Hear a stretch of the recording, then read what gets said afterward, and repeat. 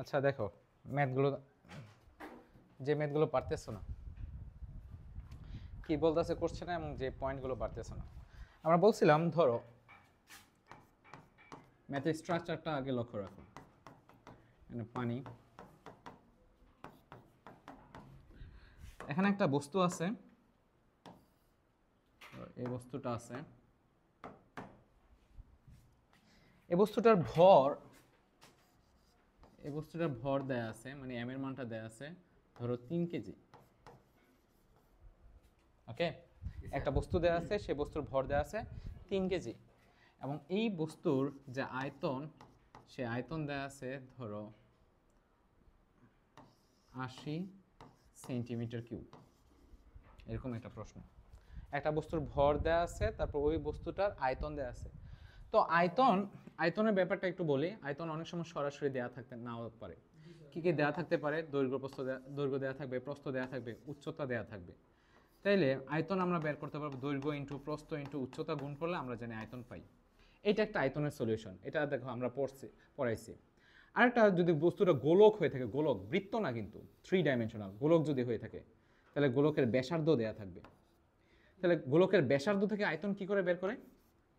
ব্যাসার্ধ থেকে আয়তন বের করার সমীকরণ কি? 4/3 পাই আর কিউব। তাহলে যদি গোলক দেয়া থাকে তাহলে আমরা আয়তনটা বের করবো 4/3 পাই আর কিউব। ঠিক আছে? তারপর যদি সিলিন্ডার আকৃতি থাকে, সিলিন্ডার আকৃতিটা কেমন? সিলিন্ডারে আমরা জানি এরকম, মানে একটা ড্রাম আকৃতির সিলিন্ডার। একটা সিলিন্ডার আকৃতি জিনিসের একটা ব্যাসার্ধ থাকে, হ্যাঁ, সিমেট্রিক টাইপের যদি হয়, প্রতিসম বস্তু, আর তার একটা উচ্চতা থাকে, একটা ব্যাসার্ধ থাকে, তার ব্যাসার্ধটা কতটুকু এবং তার হাইটটা কতটুকু, সেটাই তো সিলিন্ডার আকৃতির ব্যাপার। তাহলে সিলিন্ডার আকৃতির বস্তুর আয়তন আমরা কিভাবে বের করি? পাই আর স্কয়ার এইচ। তো এই চ্যাপ্টারে আয়তনের ব্যাপারটা ইম্পর্টেন্ট। ঠিক আছে, এই চ্যাপ্টারে আয়তনের ব্যাপারটা ইম্পর্টেন্ট। তাহলে আয়তন আমাদের দৈর্ঘ্য প্রস্থ উচ্চতা দিয়ে বের করা লাগতে পারে। যদি গোলক হয় তাহলে 4/3 পাই আর কিউব, ব্যাসার্ধটা দেওয়া থাকবে গোলকের। আর যদি সিলিন্ডার আকৃতির হয় তখন আমরা জানি তার আয়তন হচ্ছে পাই আর স্কয়ার এইচ, তার ব্যাসার্ধটা দেওয়া থাকবে আর তার হাইট কতটুকু সেটা দেওয়া থাকবে। ক্লিয়ার হয়েছে? তো এখন হচ্ছে আমাদের দেখো এই বস্তুর ভর দেয়া আছে এবং তার আয়তনটা দেয়া আছে, আয়তনটা। এখন এই বস্তুটাকে যদি আমি পানিতে নিয়ে যাই, এই বস্তুটাকে যদি আমি পানিতে নিয়ে যাই, ধরো পানিতে নিমজ্জিত করলাম, কি কি টাইপের কোশ্চেন আসতে পারে আমাদের পদার্থ অবস্থা চাপ থেকে, প্লবতা টপিকটা থেকে যে কয়েকটা ম্যাথ করছো এগুলো সব অলমোস্ট সেম ক্যাটাগরির ম্যাথ। এই বস্তুটাকে আমি যদি পানিতে নিমজ্জিত করি, একটা প্রশ্ন আসতে পারে বস্তুটা পানিতে ভাসবে নাকি ডুববে। আরেকটা প্রশ্ন আসতে পারে পানিতে বস্তুটার ওজন কত। আমরা তো জানি একটা বস্তুর বাতাসে যে ওজন হবে পানি থেকেই সেম ওজন হবে, কম হবে ওজনটা, কারণ প্লবতা কাজ করে, প্লবতার কারণে ওজনটা কমে যায়। তো এই পানিতে তার ওজনটা কত হবে এটা জানতে চাইতে পারে, বা পানিতে তার ওজনটা কত হইতে পারে এটা জানতে চাইতে পারে, অথবা প্লবতা জানতে চাইতে পারে। ওইটাতে কি জানতে চাইতেছে? চাপ। আচ্ছা দেখো, একটা এই তরলের, এটা তো একদম প্রথম দিকের পড়া, তরলের যে কোনো, ধরো এ একটা বিন্দু হোক, এ একটা বিন্দু হোক, এ একটা বিন্দু হোক, এ একটা বিন্দু বা একটা বিন্দু, যে কোনো বিন্দুতে তরলের যে কোনো পয়েন্টে যদি আমি চাপ বের করতে চাই, সে চাপের সূত্র হচ্ছে P=H ρ g। কি বললাম বুঝতে পারছো?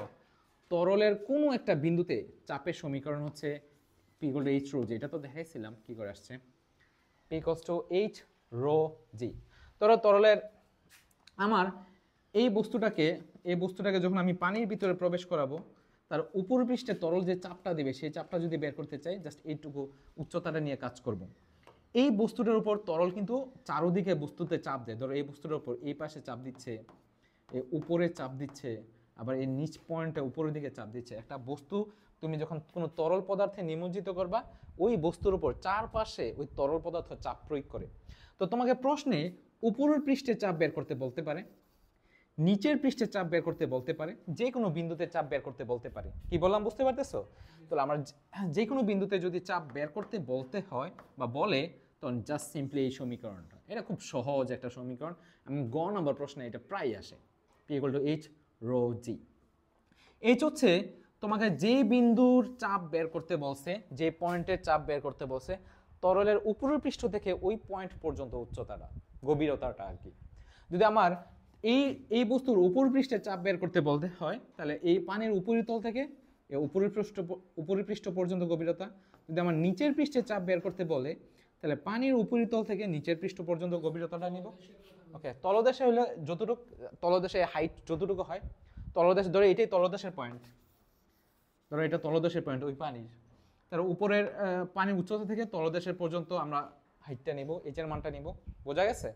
ধরো এই হাইটটা ধরো আমি 10 মিটার, এবং এটা পানি, তরলটা হচ্ছে পানি, দেওয়া তো থাকবে, তলদেশে গভীরতাটা দেওয়া থাকবে, গভীরতাটা দেওয়া থাকবে, এইচের মান তো অবশ্যই দেওয়া থাকা লাগবে। তাহলে 10, এবং পানির ক্ষেত্রে পানির ঘনত্ব কত আমাদের, এর রোটা কিন্তু আমাদের তরল, যে তরলের আমরা প্রেশারটা বের করতেছি সেই তরলের ঘনত্ব, সেটা পানির আমরা জানি 1000, জি এর মান 9.8। বসাই দিলে তরলের কোনো একটা পয়েন্টে তুমি চাপ পেয়ে যাবে, তরলের কোনো একটা চাপ বের করতে বলে এটা। এখন এই বস্তুটাকে যখন আমি তরলের ভিতরে নিমজ্জিত করব, তাহলে তরলে তার ওজনটা কত হবে সেটা তো বের করতে চাচ্ছি, রাইট? এটা যদি বের করতে চাই তাহলে আমরা কিভাবে বের করব তরলে বস্তুটার ওজন? ধরো পানি, এই তরলটা তো পানি নিয়ে কাজ করবে, পানিতে বস্তুটির ওজন, তাহলে এরকম একটা ম্যাথ, প্রায় ম্যাথে এটা থাকে যে বস্তুটাকে পানিতে প্রবেশ করানোর পর পানিতে তার ওজনটা কত হবে। ক্লিয়ার হইছে? ওকে, পানিতে দেয়া আছে? হ্যাঁ দেয়া থাকতে পারে, তাহলে তো আরো ইজি, তাহলে প্লবতার মান ডিরেক্ট বের করা যাবে, বা হারানো ওজনটা কত ওটা বের করা যাবে ডিরেক্ট। হ্যাঁ, এই যে পানিতে বস্তুটার ওজন, তাহলে পানিতে ওজন কিভাবে বের করব আমরা, আমাদের মানে ব্যাপারটা কিভাবে চিন্তা করব, বস্তুটির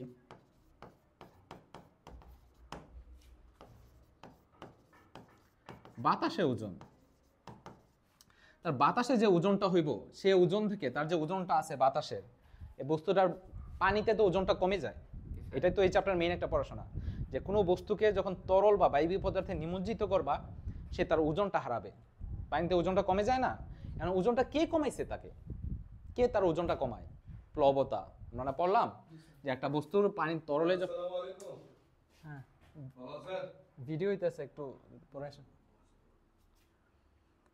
দেখো হ্যাঁ দাঁড়ান ভিডিও হচ্ছে, আমি কল দেবো না। তো হচ্ছে তরলে তোমার বস্তুটার বাতাসে ওজন, এই ওজন থেকে তার ওজনটা কে কমাবে, প্লবতা তার ওজনটা কমাবে, তার মাইনাস প্লবতা। একদম ইজি একটা ব্যাপার, একটা বস্তুর পানিতে ওজন হইব, তার ওজন তরলের যে ওজনটা হইব, তার যে ওজন ছিল তার মেইন ওজন তো বাতাসের ওজনটাই, রাইট? এখন এই ওজনটা তরল পদার্থের মধ্যে কিছুটা কমে যায়, কে কমাইছে, এ মাইনাস, কতটুকু কমবে, প্লবতার মানটা যতটুকু তার ওজন ঠিক ততটুকু কমে যাবে, কারণ এই প্লবতাটা তার ওজনটা কমায়। তাহলে বাতাসে ওজন আমরা জানি, বাতাসে ওজনের সমীকরণ হচ্ছে mg, মনে আছে তো, আর মাইনাস প্লবতার সমীকরণ কি আমাদের ভি রো জি, তাহলে রো ডব্লিউ দিব, একদম স্পেসিফিকলি যেন বোঝা যায় এই যে ঘনত্বটা এটা পানির ঘনত্ব, প্লবতা বের করার সময় যে ঘনত্বটা, বস্তুর বাতাসে ভর দেয়া থাকবে, তাহলে এই যে ভরের সাথে জি গুণ করলে আমরা ওজনটা পাবো। যদি ভরটা দেয়া না থাকে তাহলে তুমি বলতে পারো, যদি বস্তুর ভরও যদি দেওয়া না থাকে, তাহলে দেখো ভরটা যদি দেওয়া না থাকে তাহলে বস্তুর কি দেয়া থাকবে, যদি বস্তুর ভরটা দেওয়া না থাকে তাহলে বস্তুটার আয়তন দেয়া থাকবে আর ঘনত্ব দেয়া থাকবে। এই আয়তন আর ঘনত্ব যদি দেয়া থাকে ভর বের করা যায়, এটা না পড়লাম, রো ইকুয়াল টু কি আমাদের এম বাই ভি, আর M equals to V into rho, অর্থাৎ আয়তন ইন্টু ঘনত্ব গুণ করলে আমরা ভরটা পেয়ে যাব। তাহলে বস্তুটার ভরটা যদি দেয়া না থাকে তাহলে তার আয়তন আর এই ঘনত্ব দেয়া থাকবে, ভরটা তো বের করে নেওয়া লাগবে। তাহলে এই যেমন এই বস্তুর ক্ষেত্রে দেখো এম এর মানটা হচ্ছে যতই দিছি 3 মনে দিছি, জি এর মান 9.8, বস্তুর আয়তনটা হচ্ছে 80 সেন্টিমিটার কিউব আছে, মিটার কিউবে নিলে কি করতে হবে, tan ইনভার্স 6 দিয়ে মাল্টিপ্লাই করা লাগবে, তার ঘনত্ব 1000, জি এর মান 9.8। তাহলে এই মানগুলো বসালে তুমি তার পানিতে ওজনটা পেয়ে যাবা। তাহলে এই প্রশ্নটা প্রায় আসে যে একটা বস্তুকে পানিতে প্রবেশ করলে তার ওজনটা কত হবে, তো তুমি বাতাসের ওজন থেকে প্লবতাটা মাইনাস করে দিলে পানিতে ওজনটা পেয়ে যাবা, খুব সিম্পল। বোঝা গেছে? এবার দেখো বোর্ডে একটা প্রশ্ন আছে, যে প্রশ্নটা আমাদের একটু দরকার, আরেকটা জিনিস একটু জেনে নাও, আরেকটা পয়েন্ট একটু জেনে নাও। কোন পয়েন্টটা? ধরো এটা পানি,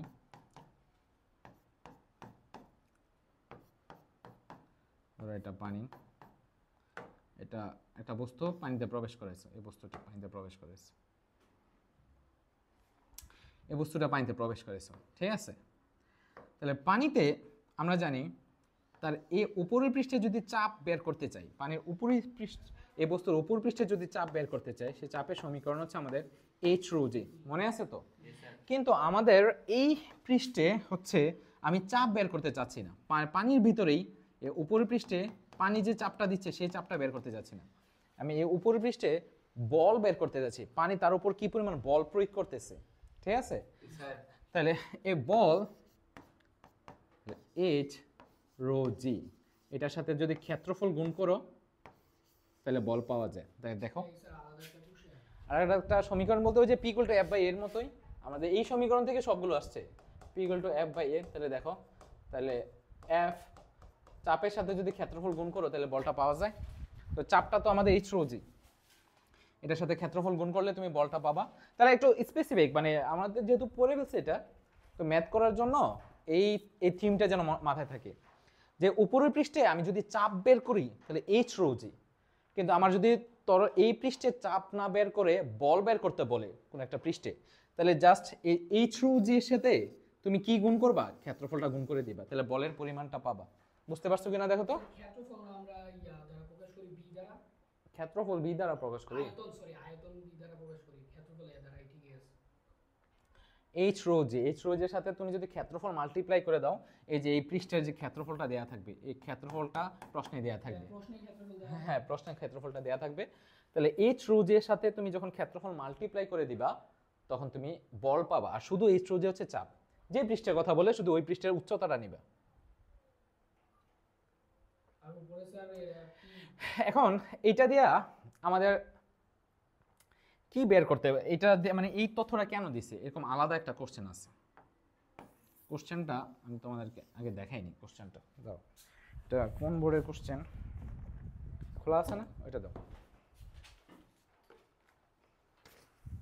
এটা হচ্ছে Barishal board 2024 math, Barishal board 2024 এর কোশ্চেনটা সলভ করি।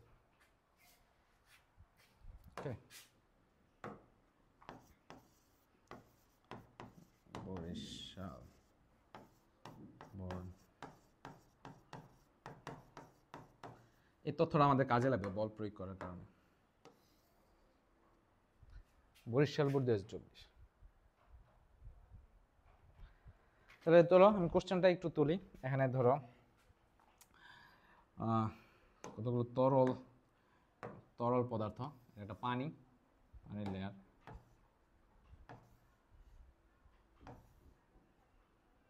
ওকে, এই পানির মধ্যে একটা বস্তু রাখা হয়েছে, যে বস্তুটা রাখা হয়েছে এটা হচ্ছে এই বস্তুটা, পানির মধ্যে এরকম একটা বস্তু আছে। তারপর দেয়া আছে এই বস্তুর উপরের হাইট 40 সেন্টিমিটার, বস্তুটা এইটুকু দেয়া আছে, এইটুকু হচ্ছে আমাদের, এইটুকুর প্রশ্নে দেয়া আছে, এটুকুর প্রশ্নে দেয়া আছে 40 সেন্টিমিটার। হ্যাঁ নিব, দাঁড়াও আগে কোশ্চেন তো লিখে নেই। আর নিচের পার্ট, এই যে জাস্ট এইটুকু পার্ট, হ্যাঁ কোশ্চেন তোলা দরকার নেই, এইটুকু পার্ট 60 সেন্টিমিটার, 40 সেন্টিমিটার আর 60 সেন্টিমিটার, আর এটুকু কত, পুরোটা দিছে ব্যাসার্ধ, বোঝাই যায় না পুরো, এটা মনে পুরাটাই, পুরোটা 1.5 মিটার, এই পুরাটা আমাদের 1.5 মিটার, এই পুরাটা হচ্ছে 1.5 মিটার। আর কি দেওয়া আছে, এটা একটা সিলিন্ডার আকৃতি, ওকে সিলিন্ডার, তাহলে যেহেতু সিলিন্ডার আকৃতি আছে তাহলে আমরা তো জানি সিলিন্ডার আকৃতির ব্যাসার্ধ দেওয়া থাকে, রাইট? ব্যাসার্ধটা, তো এই যে এই সিলিন্ডার আকৃতি, এই যে ব্যাসার্ধটা, এই যে এখান থেকে এইটুকু, এটা ব্যাসার্ধ, তো সিলিন্ডারের ব্যাসার্ধটা দেওয়া আছে, আমি আর এর মান নিচে লিখে ফেললাম, এটা সিলিন্ডারের ব্যাসার্ধটা, এই ব্যাসার্ধটা দেওয়া আছে হচ্ছে 10 সেন্টিমিটার, এইটুকু, এটা হচ্ছে কোশ্চেন বরিশাল বোর্ড। তাহলে এইটুকু উচ্চতা দেওয়া আছে 40, এইটুকু দেওয়া আছে 60, এই পুরাটা দেওয়া আছে 1.5 মিটার, আর এই সিলিন্ডার ব্যাসার্ধ হচ্ছে আমাদের 10 সেন্টিমিটার। বুঝতে পারছো? এগুলো দেওয়া আছে, আর এই উপরের যে সিলিন্ডার যে ব্যাসার্ধ সেটা 10 সেন্টিমিটার তো বললামই। এখন প্রশ্নগুলোর দিকে লক্ষ্য রাখি। কোশ্চেনের দিকে লক্ষ্য রাখি। কোশ্চেন সলভ করতেছে। গ নাম্বার কোশ্চেনটা একবারই সহজ। গ নাম্বার বলছে বি বিন্দুতে তরলের চাপ নির্ণয় করো। বি বিন্দু কোনটা? এখানে কয়েকটা বিন্দু দিছে, ধরো এ বি সি ডি এরকম। তো বি বিন্দুতে তরলের চাপ বের করতে বলছে, তাহলে যে বিন্দুতে তরলের কোনো একটা পয়েন্টে চাপ বের করতে বলছে, তো সিম্পল একটা ব্যাপার আমাদের সমীকরণে, এইচ রো জি চাপ বের করতে বলছে তরলের, তাই না? তাহলে যে বিন্দুতে চাপটা বের করতে বলবে, তুমি তরলের উপরের পৃষ্ঠ থেকে ওই বিন্দু পর্যন্ত হাইটটা নিবা, জাস্ট এটুকুই, রাইট? তাহলে এখানে দেখো হাইটটা কতটুকু আছে আমাদের, এখানে হাইট কতটুকু আছে, এই যে এখান থেকে এই পর্যন্ত এটুকু কত, আমরা একটু হিসাব করি। দেখো এটা হচ্ছে 40 সেন্টিমিটার, 40 সেন্টিমিটার মানে কত মিটার? 0.4 মিটার। এটুকু হচ্ছে 60 সেন্টিমিটার, 60 সেন্টিমিটার মানে কত মিটার? 0.6 মিটার। তাহলে এটা হচ্ছে পুরোটা হচ্ছে 1.5। তাহলে 1.5 থেকে আমি যদি এইটুকু বাদ দেই, তাহলে আমাদের এই মানটা থাকে না? তাহলে 1.5 থেকে কত বাদ দিতে হবে আমাদের? 0.6। তাহলে 1.5 মাইনাস 0.6 এত মিটার, তাহলে এটা আসবে 0.9 মিটার। তাহলে বি বিন্দুর উচ্চতা উপর পৃষ্ঠ থেকে বি বিন্দু পর্যন্ত হাইটটা নেওয়া লাগবে আমাদের, জাস্ট এটুকু।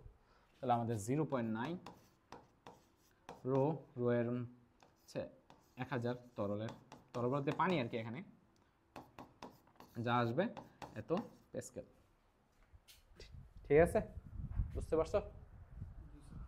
সিম্পল একটা ব্যাপার। কিন্তু গহন নাম্বার কোশ্চেনটা দেখো,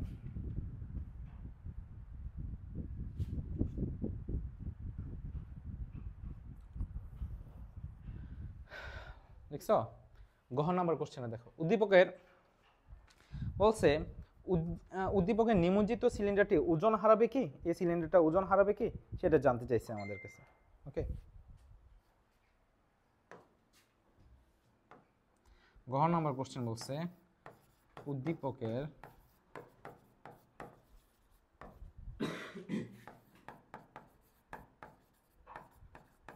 সিলিন্ডারটি ওজন হারাবে কি, গাণিতিকভাবে এটা দেখাবো।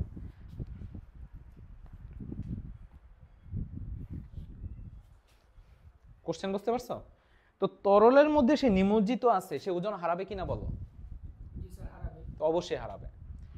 এখন এই ওজন যে হারায়, এটা একটু ম্যাথমেটিক্যালি আমাদেরকে দেখাইতে হবে, সে যে ওজনটা হারাইছে। কি বললাম বুঝছো? যদিও তার ভরটা দেয়া নেই, ভরটা দেয়া থাকলে আমরা ইজিলিতে করতে পারতাম, কিন্তু আমরা অন্যভাবেও করতে পারবো। এটা কিভাবে? একটা বিষয়, একটা প্রমাণ দেখো, একটা ছোট একটা বিষয় দেখে নাও। সেটা হচ্ছে প্লবতার সমীকরণ ছিল আমাদের, প্রবতার সমীকরণ ছিল আমাদের ভি রো জি। রোটা ধরো রো ডব্লিউ দেয়, তাহলে স্পেসিফিকলি আমাদের বোঝা যায় কিভাবে প্লবতার সমীকরণটা আসছে। এই ম্যাথটা সলভ করতে গেলে এই পার্টটা আমাদের একটু লাগবে। কি বললাম বুঝছো? তারপরে দেখবো আমরা এটা বিস্তারিত যাব। কোশ্চেন হচ্ছে উদ্দীপকের সিলিন্ডারটি ওজন হারাবে কি। প্লবতার এই যে ভি রো যে সমীকরণটা আসছে, এটা কি করে আসছে আমরা একটু লক্ষ্য রাখি। কি করে প্লবতার এই সমীকরণটা আসছে, ভি রো জি। দেখো এই বস্তুটার উপর তিনটা, এই বস্তুটা ধরো, এই বস্তুটাকে আমি একটু বাইরে নিয়ে আসলাম, এটা হচ্ছে এই বস্তুটা, এটা পানিতে আছে এখন, ঠিক আছে? পানিতে আছে বস্তুটা। এই বস্তুটার উপর টোটাল তিনটা বল কাজ করতেছে। টোটাল কয়টা বল কাজ করতেছে? দেখো কি কি বল কাজ করতেছে। একটা হচ্ছে বস্তুর ওজন mg, এটা তো ফিক্সড, এটা তো কাজ করতেছে এই বস্তুটার উপর। আরেকটা হচ্ছে এই বস্তুর উপর পৃষ্ঠে তরল একটা বল প্রয়োগ করতেছে, তার উপর পৃষ্ঠে যে বলটা সেটা হচ্ছে এই H1 রো জি। এটুকু বুঝতে পারছো কিনা দেখো তো? বলের সমীকরণ আমরা জানলাম, এইচ রো জি এর সাথে ক্ষেত্রফলটা মাল্টিপ্লাই করলে বলটা পাবো। তাহলে উপরের পৃষ্ঠে তার যে বল সেটাকে F1 লিখলাম, তার এই বস্তুটার উপর তো কাজ করতেছে এই বলটা। নিচের পৃষ্ঠে তার উপর আরেকটা বল কাজ করতেছে, প্রত্যেকটা পৃষ্ঠে কাজ করতেছে, কিন্তু উপরের পৃষ্ঠ আর নিচের পৃষ্ঠ আমাদের দরকার। আর এই পৃষ্ঠে এগুলোতে কি কাজ করতেছে না? এগুলো তো কাজ করতেছে, কিন্তু এগুলো একটা আরেকটা কাটাকাটি চলে যায়। দেখাবো আমি কি করে কাটাকাটি যায়। তাহলে এই যে তার নিচের পৃষ্ঠে যে বলটা কাজ করতেছে, ক্ষেত্রফল তো সেম, একই সিমেট্রিক ব্যাপার। আর উপর থেকে নিচের পৃষ্ঠে যে উচ্চতাটা সেটা H2 রো জি। জাস্ট এই H1 রো জি উপর পৃষ্ঠে যে বলটা দিতেছে, আর নিচের পৃষ্ঠে যে বলটা প্রয়োগ করতেছে শুধু H2 রো জি। বুঝতে পারছো কিনা দেখো তো। তো আমি এই পয়েন্টটা আবারও বলি, তার উপর 3টা বল কাজ, একটা বল বাতাসে থাকুক পানিতে থাকুক যেখানে থাকুক, এই বলটা তো ফিক্সড এমজি। পানিতে নেওয়ার পর একটা বল সৃষ্টি হয়েছে উপরের পৃষ্ঠে, সেটা F1, এবং আরেকটা বল সৃষ্টি হয়েছে তার নিচের পৃষ্ঠে, সেটা হচ্ছে F2। তাহলে দেখো একটা বল কাজ করতেছে, একটা বল কাজ করতেছে, একটা বল কাজ করতেছে, তাহলে টোটাল কয়টা বল হয়েছে আমাদের? 3টা। পানিতে নেওয়ার আগে শুধুমাত্র এই বলটা কাজ করতেছিল এমজি। তাহলে পানিতে নেওয়ার পর পানির কারণে, তরলের কারণে এই F2 সৃষ্টি হয়েছে, আর কি সৃষ্টি হয়েছে আমাদের? F1। F2 F1 দুইটাকে যদি আমি লব্ধি করি তাহলে বলো তো F1 বড় হইব না F2 বড় হইব? লব্ধি মানে এই পানিতে নেওয়ার পর এবার এমজি বলটা তুমি চিন্তা থেকে বাদ দাও, এমজিটা চিন্তা থেকে বাদ দাও। এখানে F1 বলটা কাজ করতেছে এই পৃষ্ঠে, F2 বলটা কাজ করতেছে এই পৃষ্ঠে, ওকে। F2 বলটা কাজ করতেছে, এটা পানির উপরের লেয়ার, ওকে, এটা পানির উপরের লেয়ার। F1 বলটা কাজ করতেছে এই পৃষ্ঠে, F2 বলটা কাজ করতেছে এই পৃষ্ঠে। তাহলে এইটুকু তো আমার H1 আর এইটুকু হচ্ছে H2। তাহলে F1টা বড় হইব না F2 বড় হইব? F2। তাহলে এই বস্তুটার উপর, ওকে, হ্যাঁ ঠিক আছে, ঠিক আছে। এই বস্তুটার উপর এই দুইটা লব্ধি বল, লব্ধি ধরো আমরা যে এই ম্যাথগুলো করতাম বল চ্যাপ্টারে, এইদিকে 10 নিউটন বল কাজ করতেছে, ওকে। আচ্ছা দেখো এটা তো সিম্পল একটা জিনিস, এদিকে 10 নিউটন বল কাজ করতেছে আর এইদিকে 8 নিউটন বল কাজ করতেছে, তাহলে এই বস্তুর উপর টোটাল বল কত? 2 নিউটন না? কারণ বিপরীতে একটা আরেকটা বিপরীতে বল। তাহলে দেখো এবার এইদিকে F1 বল কাজ করতেছে, এইদিকে F2 বল কাজ করতেছে, তাহলে এই বস্তুটার উপর লব্ধি বলটা,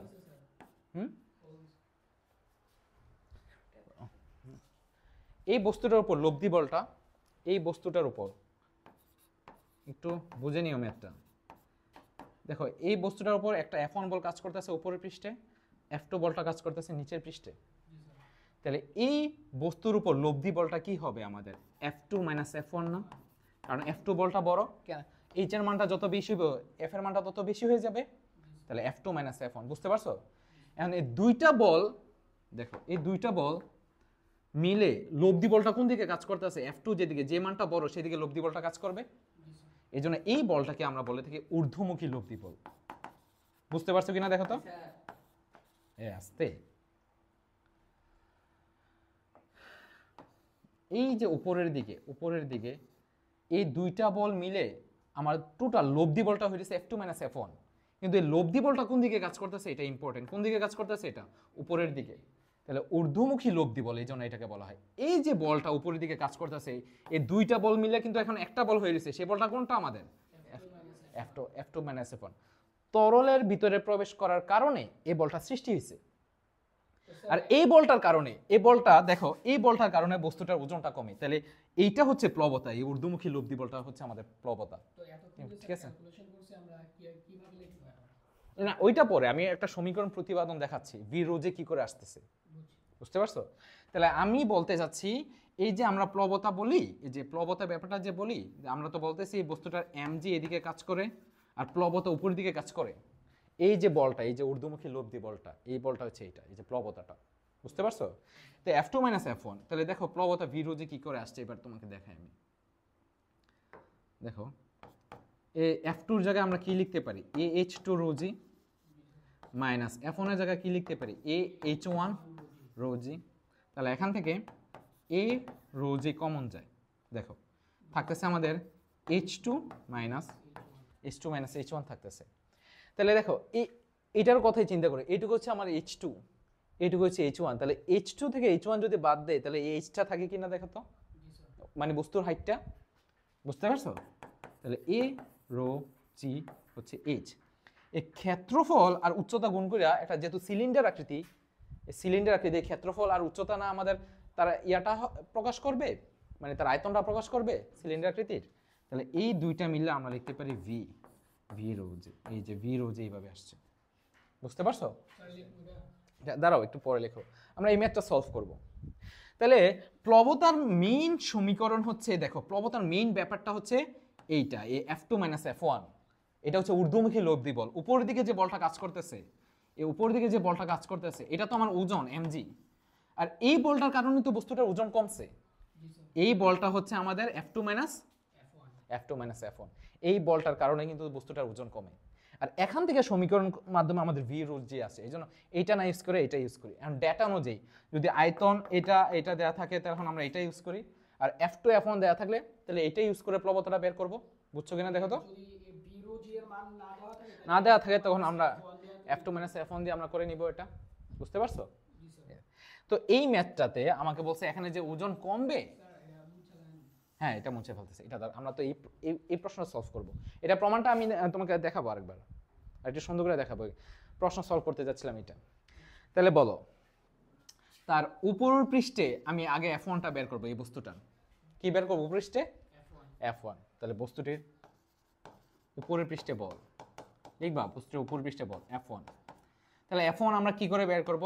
A H1 রো জি, ঠিক আছে?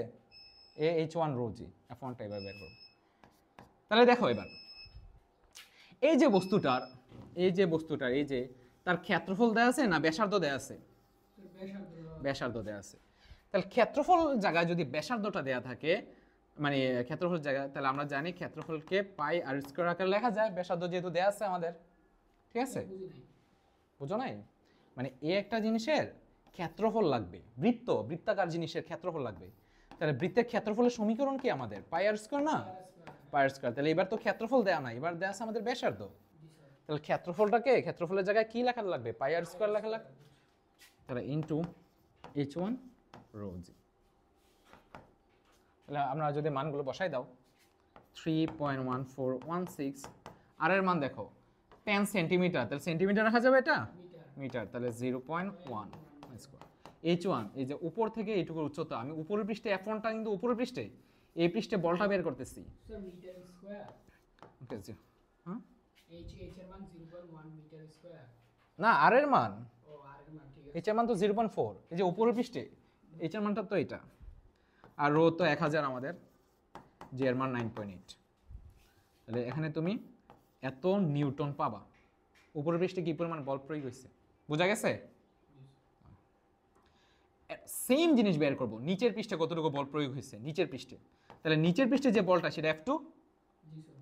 তাহলে AS2 যে আগের মতো, এর জায়গায় আমরা লিখবো পাই আর স্কয়ার আর এনে স্যার কি লিখব? H2, উপরের পৃষ্ঠের বল, এখন লিখব নিচের পৃষ্ঠের, হ্যাঁ বস্তুটা নিচের পৃষ্ঠে বল 1416, আর এর মানটা হুবহু আগের মতো 0.1 স্কয়ার ইন্টু H2 হচ্ছে আমাদের, দেখো এখান থেকে এই যে এই পৃষ্ঠে কিন্তু আমি বলটা বের করতেছি নিচের পৃষ্ঠে। তাহলে উপর থেকে নিচের পৃষ্ঠ পর্যন্ত উচ্চতাটা যেটা 0.9, বুঝতে পারছো? এই নিচের পৃষ্ঠে ফোর্সটা বের করতেছি না, তো হাইট কোত্থেকে নিতে হইব? উপর পৃষ্ঠ থেকে একদম নিচ পর্যন্ত নিতে হইব। তাহলে পুরাটা তো আমাদের আগেই আমরা এটা বের করছিলাম, এটুকু 1.5, এটাকে 0.6, তাহলে এটুকু কত হয়ে যাবে? 0.9 হয়ে যাবে।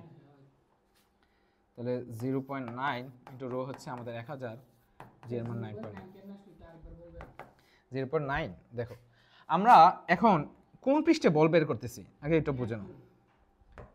আমরা ধরো এই পৃষ্ঠে বল বের করতেছি না, F2 মানে কি নিচের পৃষ্ঠে বল। তাহলে উপর থেকে যে পৃষ্ঠে বল বের করব, হাইট কি ততটুকু নিতে হবে না? এটা হচ্ছে আমার H2। তাহলে দেখো এটুকু হচ্ছে 1.5, ঠিক আছে?